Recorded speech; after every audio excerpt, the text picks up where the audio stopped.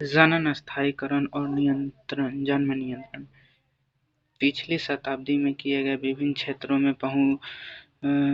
क्षेत्रों में चहुमुखी विकास से लोगों के जीवन स्तर में महत्वपूर्ण रूप से सुधार हुआ है।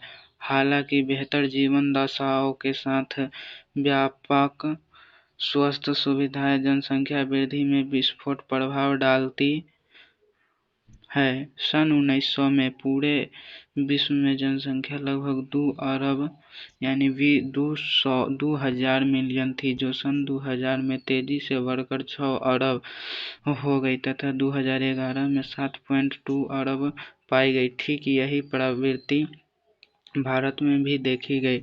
हमारी जनसंख्या, जो देश के आज़ादी के समय लगभग 350 मिलियन अर्थात 35 करोड़ थी, वह सन 2000 ईस्वी में तीव्र जनसंख्या दर से 1 अरब अर्थात 1000 बिलियन से ऊपर पहुंच गई तथा 2011 में 1.2 बिलियन हो गई।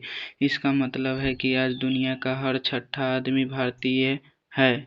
इस सब का कारण संभवतः मृत्यु दर में तीव्र गिरावट तथा मातृ मृत्यु दर एवं शिशु मृत्यु दर में कमी के साथ साथ जनन आयु के लोगों की संख्या में वृद्धि हो रही है। हालांकि हमने अपने जनन एवं बाल स्वास्थ्य सेवा कार्यक्रम के माध्यम से इस जनसंख्या वृद्धि दर में कमी तो की, लेकिन यह कमी नामात्रक की हुई। 2001 ईस्वी की जनगणना के अनुसार यह वृद्धि लगभग 2% अर्थात 1000 में 20 व्यक्ति प्रति वर्ष थी। यद्यपि इस वृद्धि दर से हमारी जनसंख्या तेजी से बढ़ रही है, इस प्रकार की चेतावनीपूर्ण वृद्धि दर से मूलभूत आवश्यकताओं का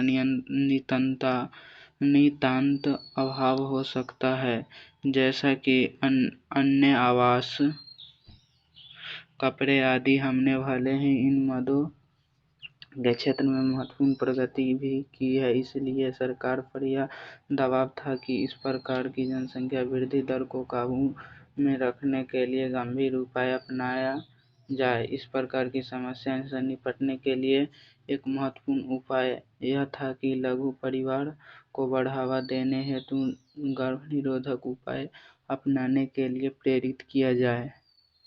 आपने शायद संचार माध्यमों में विज्ञापनों के साथ साथ सुखी परिवार को प्रदर्शित करते हुए पोस्टर एवं पर्चे भी देखे होंगे, जहां एक खुशहाल जोड़े के साथ 2 बच्चे का परिवार हम दो हमारे दो नारे के साथ प्रदर्शित किया जाता है।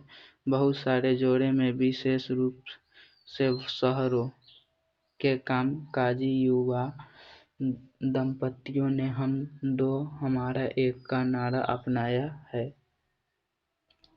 विवाह की वैधानिक आयु स्त्री के लिए 18 वर्ष तथा पुरुष के लिए 21 वर्ष सुनिश्चित है